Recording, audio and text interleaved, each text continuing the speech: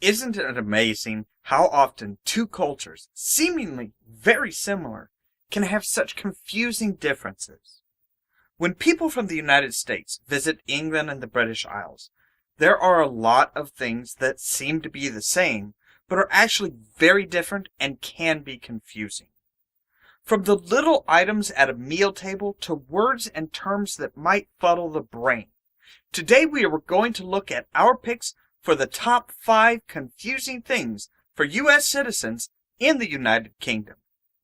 I'm Ollamh, and welcome to 5 Count Friday.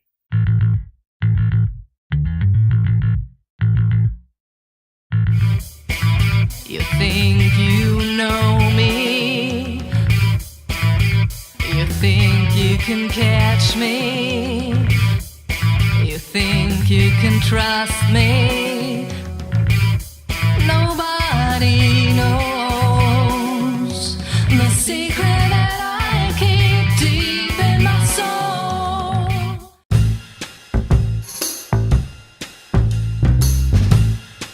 This is a utensil that sometimes shows up on breakfast trays that confuses a lot of people from the U.S. A teaspoon that has holes or slots in it. For most U.S. citizens, it seems counterproductive. It doesn't work well in soups, oatmeal, cereal. Just what is this little guy for? Oftentimes, they will shrug and set it aside, and then wind up complaining about tea leaves in their cup of tea. It's actually pretty simple math. You use that spoon in your cup of tea to keep the tea leaves at the bottom of the cup and allow the tea to move through so that you can drink it. This misunderstanding between cultures has been a staple for British comedy for decades.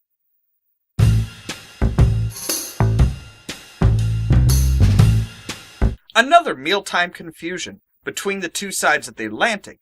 Most U.S.-born people are split on just what brown sauce or brown ketchup is. One side of the split thinks that they are really meaning barbecue sauce and just calling it by the coloration, while the other side tends to think that the British just don't throw away their ketchup when it goes bad. In fact, this is a different style of ketchup altogether. It is a mixture of regular tomato ketchup and Worcestershire sauce. Instead of just having the normal tomatoey flavor and slight tartness, it adds to the mixed savory flavor from the anchovies in the Worcestershire sauce and a significant increase in the tanginess. And, speaking from personal experience, it is absolutely delicious on scrambled eggs and sausages.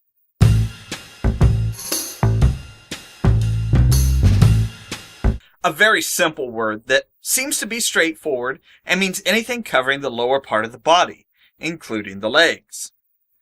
The use of this word between those from the US and those from the UK can bring about much misunderstanding and possibly even some offense.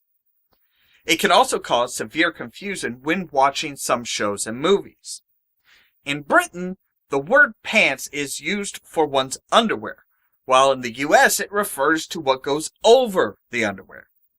If someone from the US says to a Brit, "Hey, nice pants," the receiver of the compliment may be concerned about what's showing or think that the individual is being forward and cheeky.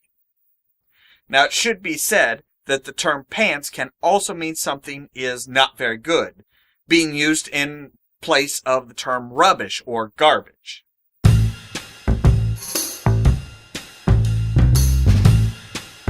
Possibly one of the more well-known differences, someone who is unaware may think that the British have an abnormally high tendency to place homosexuals between their lips. The term fag is highly offensive in the United States, but simply means a cigarette in the British Isles. How can one word mean so drastically different things is an example of how two groups of people who speak the same language are still extremely diverse. Now, looking at the origins of the word fag or faggot, it is understandable how the British came to use the term for cigarette. The origins of the term mean a small bundle of sticks and leaves used for starting a fire. a cigarette being a small rolled bundle of dried leaves that one sets on fire, this makes sense. Using the term for a homosexual male, on the other hand, does not.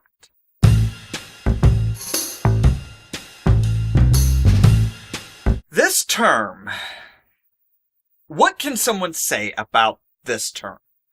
Well, it means so many things, really. Besides the obvious use for urine and the expulsion of the same, most of the United States would use it to mean angry, while in Britain it often means drunk. Now, for some people, the two are pretty much the same. I'm just picturing two people who don't know the difference between their cultures talking about getting pissed. The US person getting more and more angry, while the Brit just thinks that they are really getting keyed up to have a few drinks at the pub later. Now, this term can also be used to refer to taking liberties at the expense of others, being unreasonable, or mocking, teasing, or ridiculing others. For a simple four-letter word, humans sure make this word do a lot of work.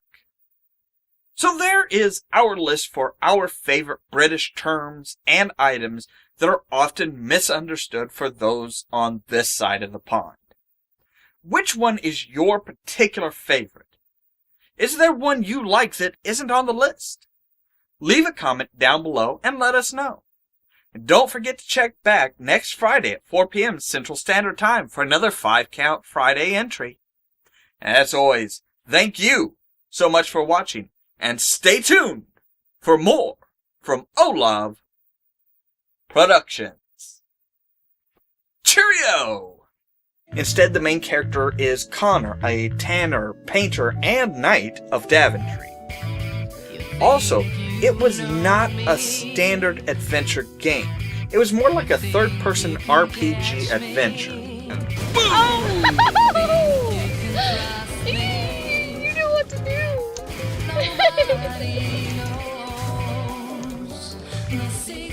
Awesome object is really fun. Okay. Let's get in the store!